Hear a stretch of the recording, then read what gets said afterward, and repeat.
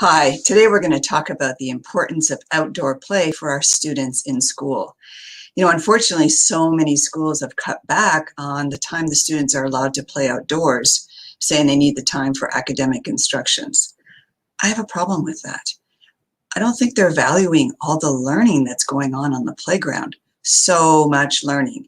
It increases their ability to be curious as they find different bugs and different things to wonder about, and butterflies, and watching how trees grow and how plants bloom.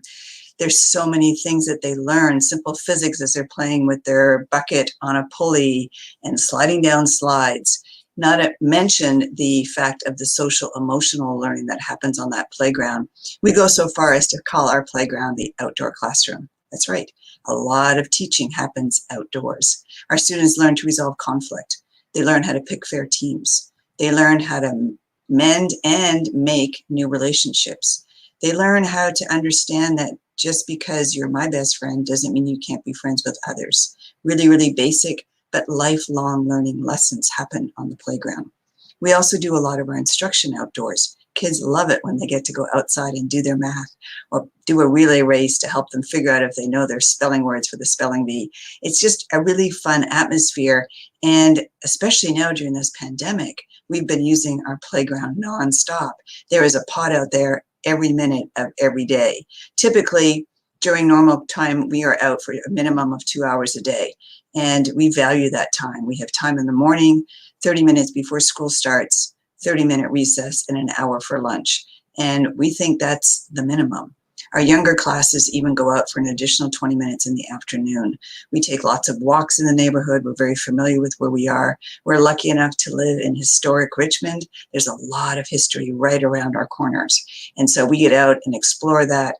The other day, we were doing a science project on observation. We went across the street to the prayer garden, which is a beautiful garden filled with trees and cutter ants and trees that have fallen over, and why did they fall over, and why is this stump here, and how did it get turned into a picnic table? Just so many things to excite their observational skills. One of the groups even observed a car that had been dinged up.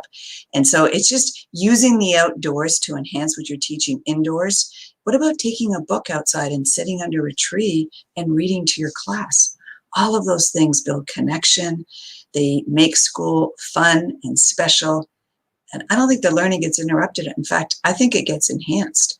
So I really want you as parents to make sure your students are getting enough time outside. We know they're getting enough screen time. So make sure that they're outside playing and getting dirty and having fun with their friends and learning what it's like to get some fresh air, to have fun, to run around and to burn off some energy so that they can come in and have a good night's sleep. I can't tell you how many children these days are suffering with sleep, with anxiety, with so many things that I never heard about as a child. I don't know why, but we ran around outdoors all the time. We had so much fun. Yesterday, this is so cool, in my neighborhood, I saw a gang of 8 kids on a bike just whipping around the neighborhood, just like we used to do when we were kids. Parents, this stuff is important. So make sure the schools that you're sending your children to are valuing their time outdoor.